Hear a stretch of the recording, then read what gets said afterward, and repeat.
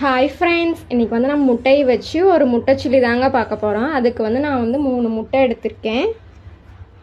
கொஞ்சமாக இதுக்கு சால்ட், கொஞ்சம் பெப்பர் தூள் ஆட் பண்ணிக்கலாங்க.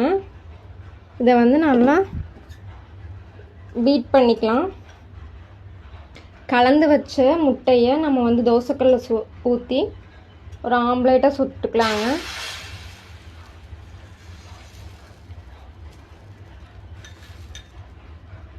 ஆம்லேட் வேகட்டும். முட்டை நல்லா வெந்துருச்சுங்க.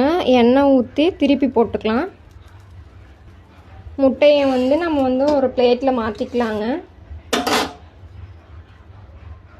இனி இதை வந்து ஒரு கத்தி வச்சு பாக்ஸ் ஷேப்பில் கட் பண்ணிக்கலாங்க, ஸ்கொயர் ஸ்கொயராக.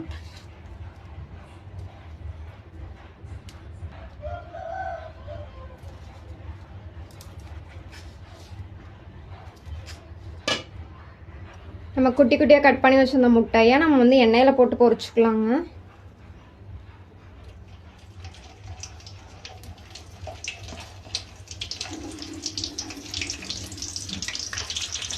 நல்லா பன்னு மாதிரி வெந்து வந்திருக்குங்க. இதை வந்து நம்ம ஒரு பிளேட்டுக்கு மாற்றிக்கலாம்.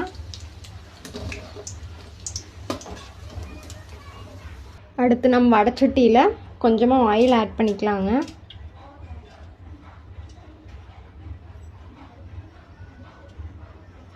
பாக்ஸாக கட் பண்ணி வச்சுருந்த வெங்காயத்தை சேர்த்திக்கலாம். ஒரு வணக்கிக்கலாங்க. பாக்ஸாக கட் பண்ணி வச்சுருந்த கொடை மிளகாயை சேர்த்துக்கலாங்க. இஞ்சி பூண்டு பேஸ்ட் வந்து 1/2 ஸ்பூன் ஆட் பண்ணிக்கலாங்க.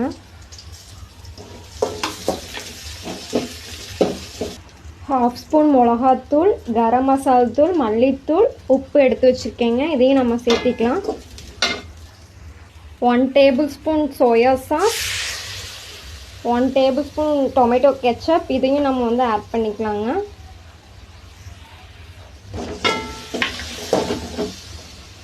ஃபைனலாக நம்ம வந்து பொரிச்சு வச்ச முட்டையும் இதில் சேர்த்து கிளறிக்கலாங்க. நம்ம முட்டை சில்லி ரெடி ஆயிடுச்சுங்க. நீங்களும் இந்த மாதிரி வீட்டில் ட்ரை பண்ணி சாப்பிட்டு பாருங்கள்.